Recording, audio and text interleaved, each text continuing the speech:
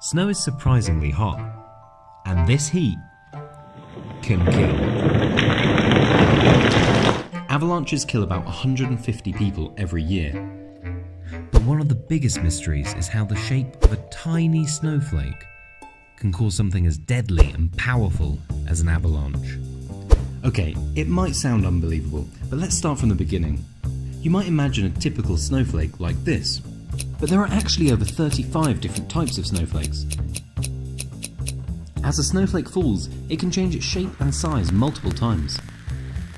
And all this is possible because snow exists almost always near its melting temperature.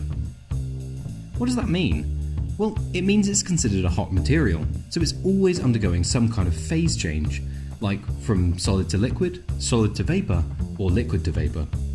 So what's this got to do with avalanches? Well, all these changes to the shape of a snowflake mean it can become much more dangerous once it hits the ground. So when we look out at the snow, it seems like it's just a uniform blanket, but that's not the case. If we look inside the snowpack, we see that it's formed of many discrete layers. We might see some layers that look like those beautiful snowflakes that fall out of the sky. Other layers might be small and rounded and well bonded. And then we might have some weak layers that tend to be large angular grains that are pretty loose. And that's the thing. The shape of a snowflake or a crystal can make a layer either strong or weak. And the most dangerous avalanches have this weak layer. One way to imagine it is like a row of wine glasses, all stacked on top of each other. They might be relatively stable by themselves, but as the layer of snow above gets thicker and thicker, as dense as a row of bricks being stacked on top of the glass, eventually that weak layer will break. This is when we get the avalanche. Of course, there are a few other ingredients that contribute. The angle of the slope is important. About 39 degrees is the avalanche sweet spot. A thick layer of snow on top. And also, we need some type of trigger. And usually, that's us. Regular humans who trigger 90% of all avalanche disasters. But still, the most important ingredient of all is that invisible weak layer, the hidden killer below the surface. Avalanche workers are tracking weak layers throughout the season, and if an avalanche occurs, the first question you're always asking the other avalanche worker is, which weak layer did it run on, and how deep was that weak layer buried? So what is it that creates these deadly weak layers? It's heat. So weak layers form in the snowpack due to temperature gradients, and oftentimes large temperature gradients are present in the snow because the ground surface is almost always near 0 degrees C, whereas the air temperature above at the top of the snowpack can be significantly colder than that. Those temperature differences cause the movement of water vapor, and as it moves, it forms these large angular crystals that don't bond easily to each other, and therefore become weak layers.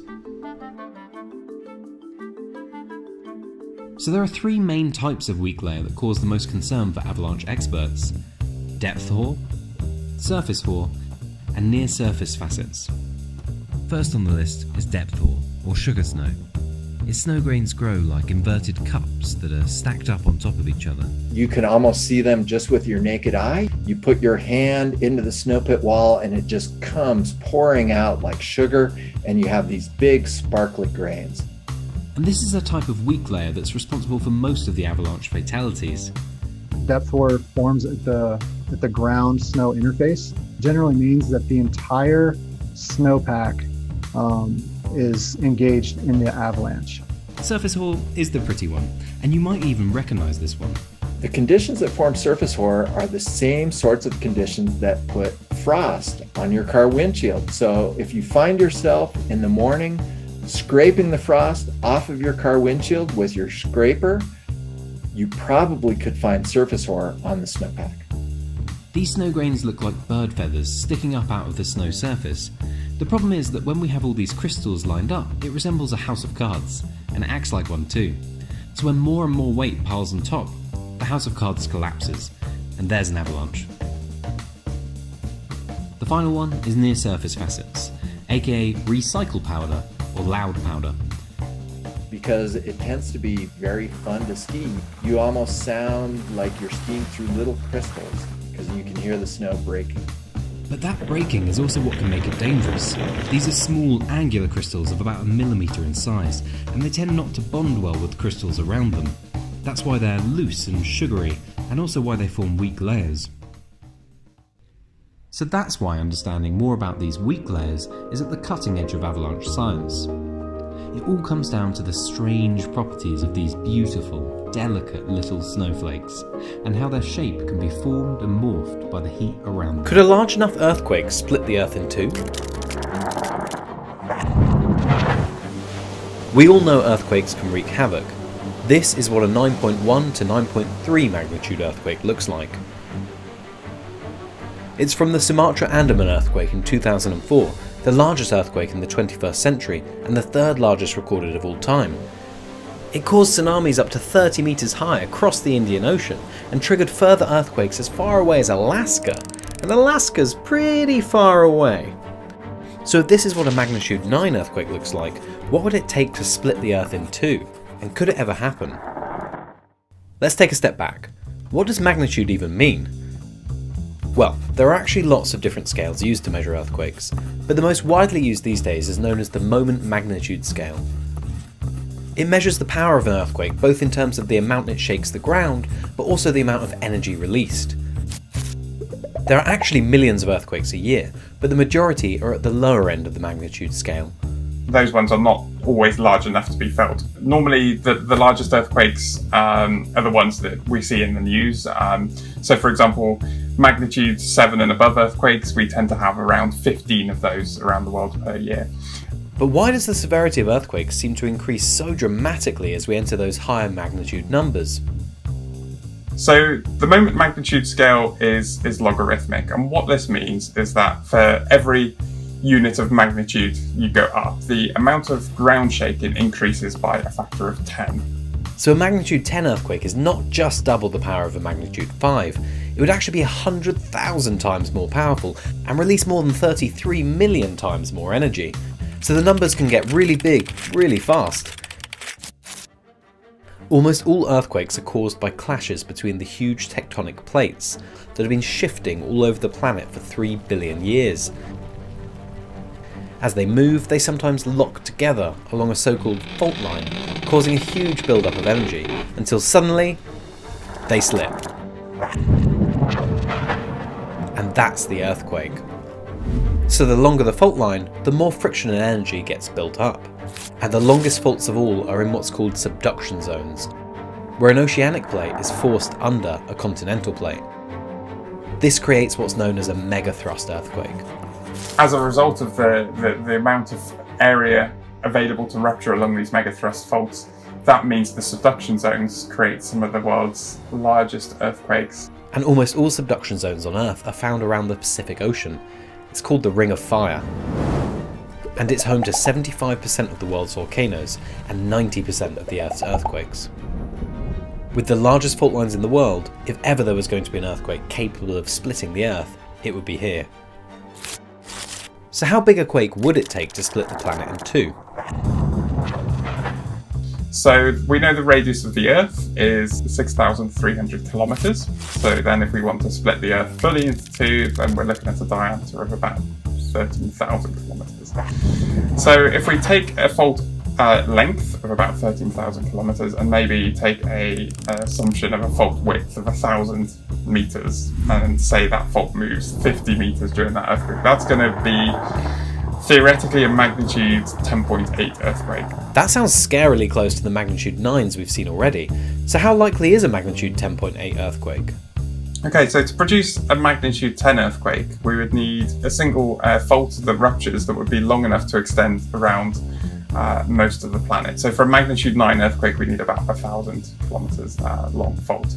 And then to be able to produce a magnitude 10, we need to increase that by a factor of 10 again. So we'd need around a 10,000 kilometer long portion of fault. And to our knowledge, no single portion of fault exists that could produce such a large earthquake. The longest fault we know about for now is 5,500 kilometers, the Sunda megathrust. That makes a magnitude 10 earthquake extremely unlikely. This means that the Earth itself would never be able to generate enough seismic energy to split open, unless we had some sort of massive asteroid impact. But that's another film. What we really need is a way to know if and when the big quakes are coming. Ultimately, we want to be able to predict earthquakes. That would be great, to know exactly when and where they will occur in the future.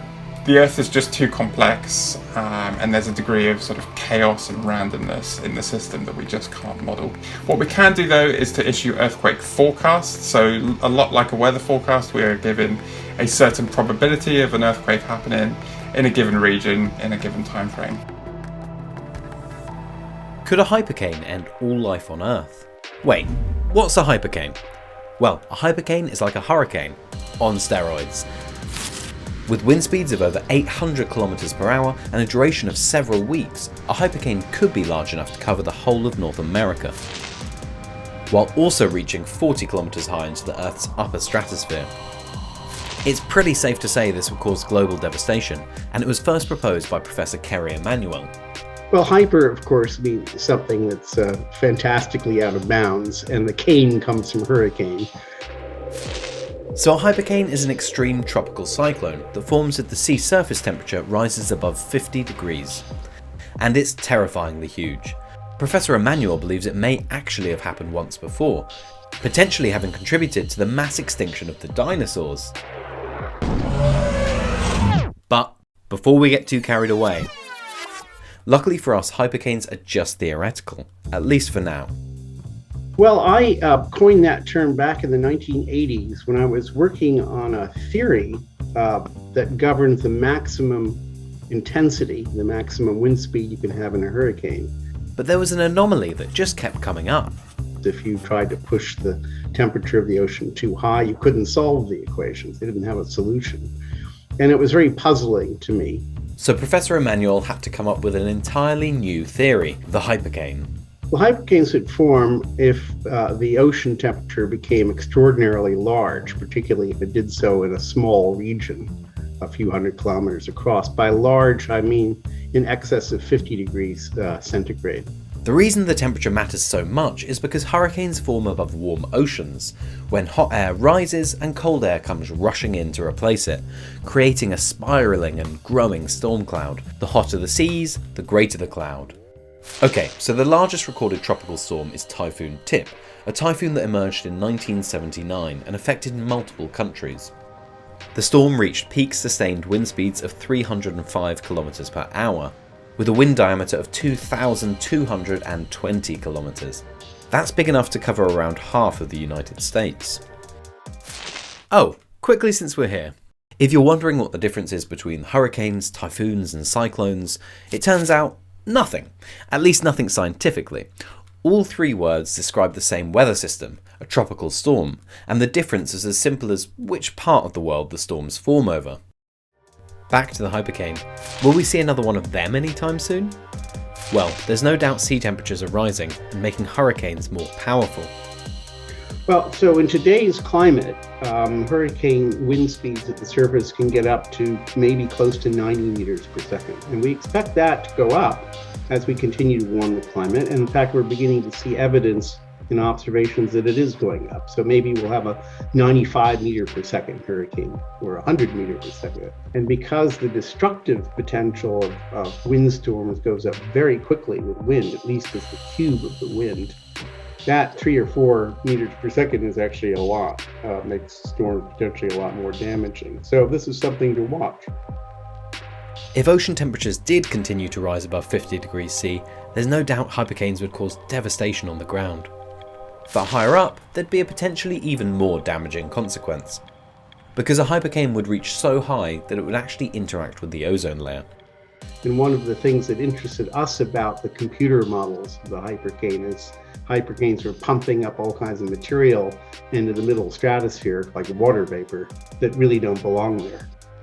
Would, through a series of chemical reactions, lead to the destruction of ozone, which would endanger life on the surface. And we pose that as a potential link between bolide impacts and mass extinctions that are thought to have gone along with them. Hypercanes could be an explanation for the extinction of the dinosaurs. Without the ozone layer's protection, and with continuing or even multiplying storms, life would struggle to survive on the surface. It really could lead to the end of life on Earth as we know it. So here's the big question. How likely is all this? It's impossible to have missed the fact that global sea temperatures are rising. But luckily we are a long way from 50-degree sea temperatures and any resulting hypercanes at the moment. The Indian Ocean is the warmest, and even that only has a sea surface temperature of around 30 degrees C in places. I think it's time for some good news. In today's climate, the warmest ocean temperatures we see in the tropics, we expect that they will continue to go up, maybe to 32 or 33 degrees, but not to 50 degrees. In fact, we don't think that's really happened even in the Earth's past. It's not something that will happen as a result of natural or even man-made climate change. It's not something to worry about. So without any asteroid-induced world-changing events, we're unlikely to ever see a hypercane, as fascinating as the name and theory may be. But perhaps the dinosaurs weren't so lucky. The Earth's core is as hot as the surface of the Sun.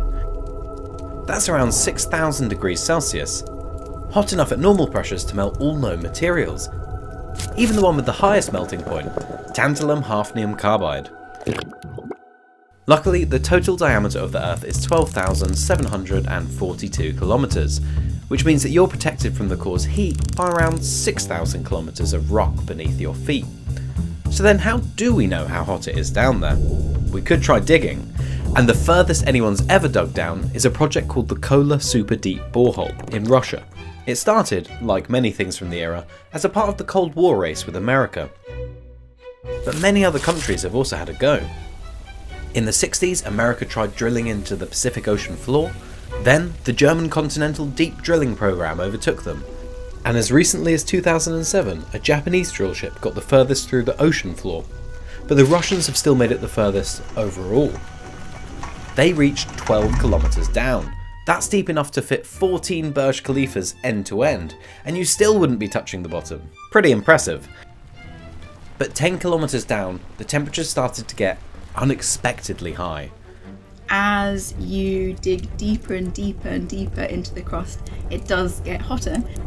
At 12 kilometers down, the rock was 180 degrees C, and drilling had to stop. The key thing really is having an engineering infrastructure that can withstand those temperatures and not fail or melt as it gets hotter. While it's an impressive feat of engineering to get that far down, 12 kilometers isn't even halfway through the Earth's outer layer, the crust. If we're barely able to make a dent in the crust, how do we know how hot it is in the middle? Well, in 2013, scientists measured the way seismic waves from earthquakes travel through the Earth. Think of it like a planet-sized ultrasound.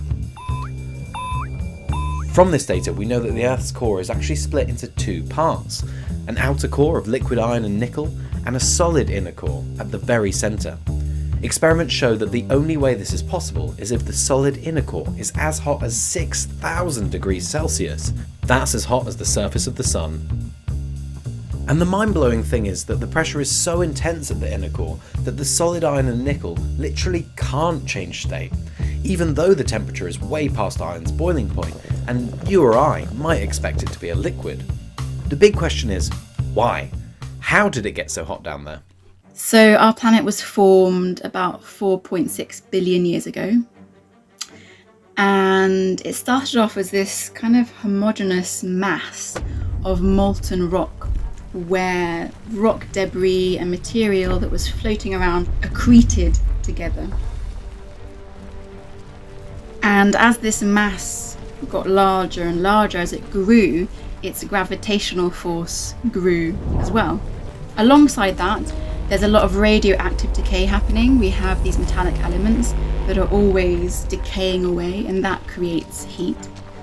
This process just escalated in these really dramatic proportions. As the planet got hotter due to the radioactive decay, all of the heavy elements like iron sunk towards the centre, creating even more heat and the hugely hot iron core we still have to this day. This means that the Earth's core is actually younger than the Earth itself, having formed more recently, and its heat is also responsible for life as we know it. What's really key about our core is that it actually creates a magnetic field. As heat moves from the inner core into the outer core, it's swirling about, it's swishing about. It's this movement that's going on within the outer core from this liquid iron that then creates the magnetic field or the magnetosphere, that which is really important for life on Earth. It protects us from solar radiation, from solar winds and particles, which are really, really harmful to life on Earth. So we're far enough away from the core that we're not going to spontaneously combust anytime soon. But more than that, this enormously hot core is actually the reason we're all here today. Knowing this process, this powerhouse, this heart, is underneath our feet every single day, pumping away, it makes you stop and realize, oh my goodness, this planet, it's alive.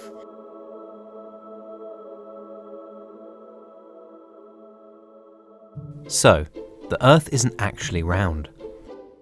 And Mount Everest is not the highest point on the planet. Okay, let's break this down. We're used to seeing images of the Earth as a perfectly rounded sphere, like this, or this, or this. But that's wrong. Before you say it, no, it's not flat either.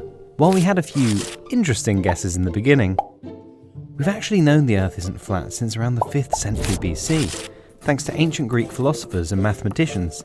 But it wasn't until around 1200 years later that Sir Isaac Newton first exclaimed that the Earth is not perfectly round. It's actually what's called an oblate spheroid. The best way to describe it is as a rugby football, the short axis being the rotation axis about which the Earth spins, and the long axis lying in the equatorial plane. And it turns out there's a big difference between round and round-ish.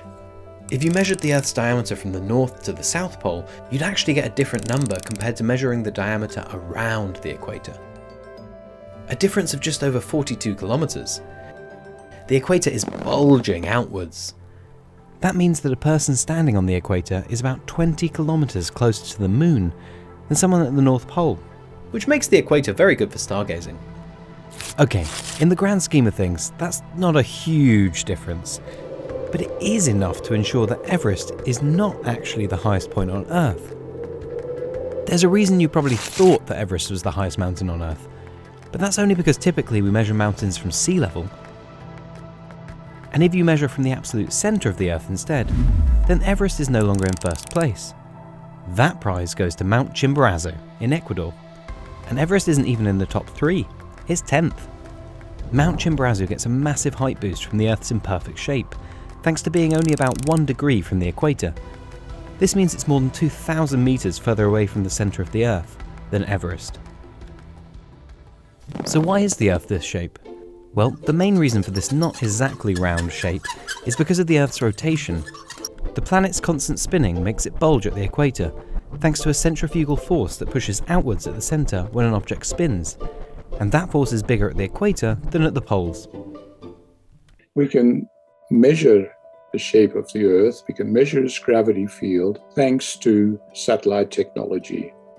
The satellite's orbit is determined in the first instance by the attraction of the Earth on that satellite. So if we can track a satellite precisely, what we will see is that its orbit isn't a nice elliptical, but you'll see little wiggles on it. The imperfect orbit of satellites tells us a lot about the imperfect surface below.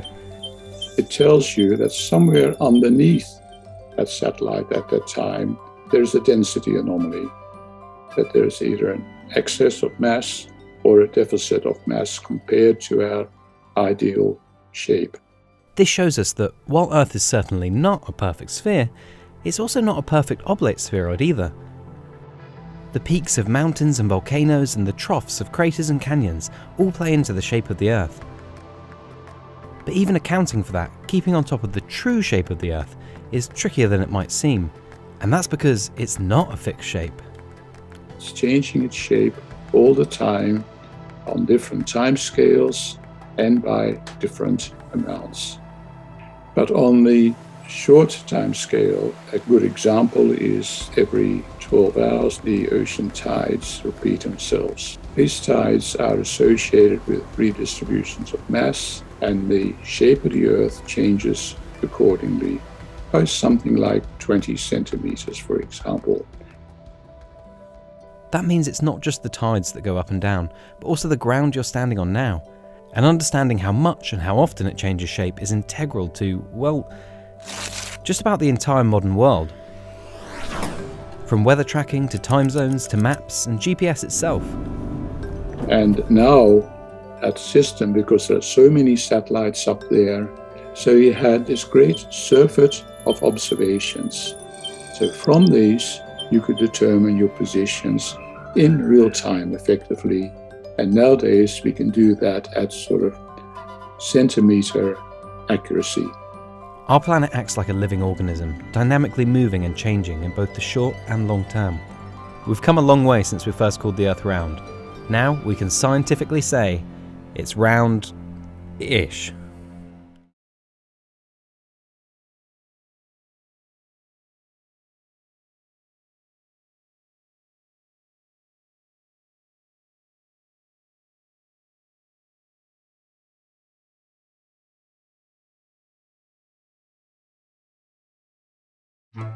Snow is surprisingly hot, and this heat can kill.